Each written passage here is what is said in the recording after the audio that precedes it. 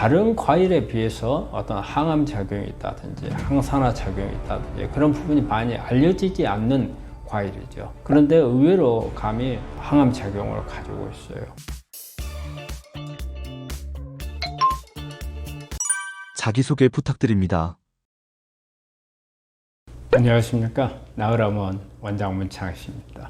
이제 서서히 가을로 접어드는 것 같아요. 좀 지루하게 여름을 지냈는데 제가 우리 환자분들한테 이 암을 치료하는 가운데 마음의 준비 이런 부분들을 한번 좀 말씀드리고 싶은 게 오늘 아침에 보니까 TV에서 그 마라톤 이야기가 나오더라고요. 그래서 요즘에 뭐 마라톤 인구가 엄청 많아졌다고.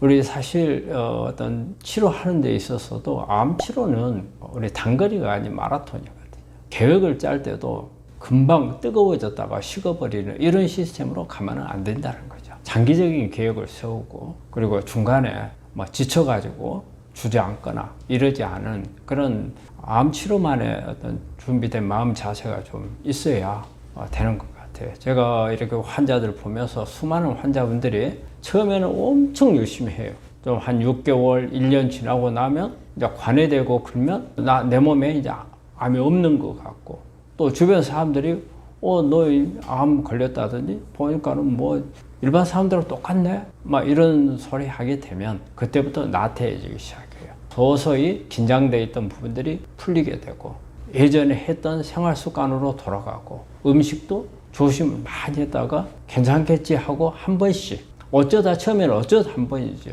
근데 나중에는 어쩌다 여러 번 하다가 옛날로 돌아가죠. 그러다 이제 잘못되면 뭐 재발하거나 전이 되죠. 그래 되면요. 그때 이제 마음이 다급해서 다시 다잡아서 하려고 하면 상당히 이제 힘들어지는 그런 부분들이 돼서 우리 암 치료하는 것은 중요한 게 대부분 환자들이 수술, 항암, 방사선을 하고 관해 상태 그 다음에 완치로 갈 수도 있고 재발이나 전이로 갈 수도 있는 거거든요. 그래서 이 중간에 관해라는 과정이 있어요. 이 관해라는 과정이 어떻게 보면은 나한테 가장 중요한 부분이에요. 그 과정을 잘 하느냐 못 하느냐에 따라서 내가 어느 방향으로 갈 것인지 이게 결정이 되거든요.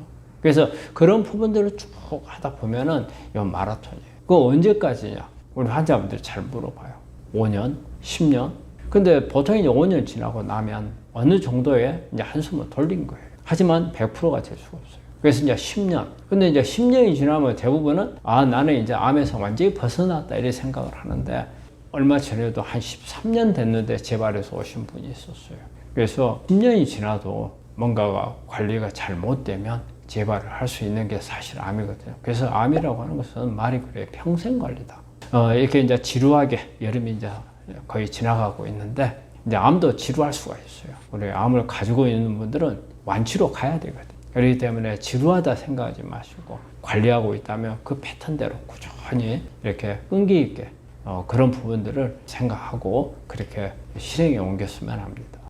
가을 제철과일감, 항암 효과가 있나요?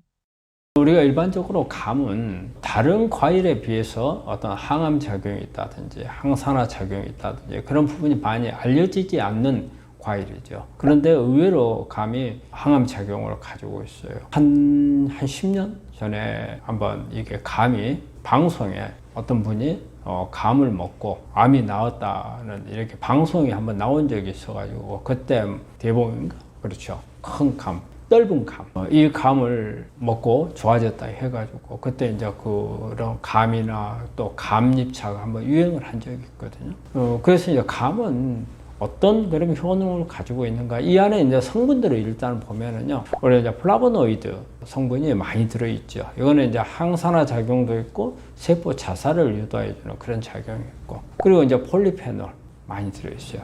폴리페놀은 염증을 억제하기도 하고 또 암세포 성장을 억제하기도 하고. 그런데 이제 우리가 감 속에 우리가 여러분들이 가장 잘 알고 있는 게 떫은 맛이잖아요. 이게 중요하죠. 이게 탄닌이죠.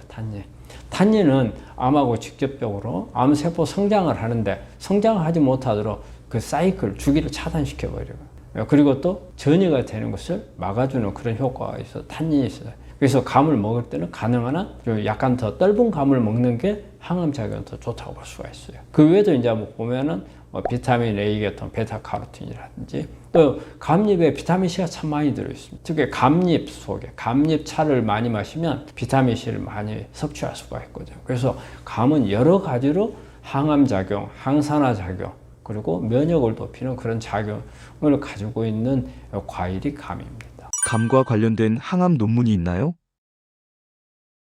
예, 그런 논문들이 있는데 2020년 10월 달에 나온 논문이 그 사이언티픽 레포트에 발표된 건데 우리 감 속에 들어있는 성분이 PDGFR, 그래서 우리가 이제 혈소판 유래 성장 요소라는 건데 이게 상당히 악성으로 가는, 특히 이제 재발 전이가 되는 데 있어서 영향을 많이 주는 그런 유전자거든요.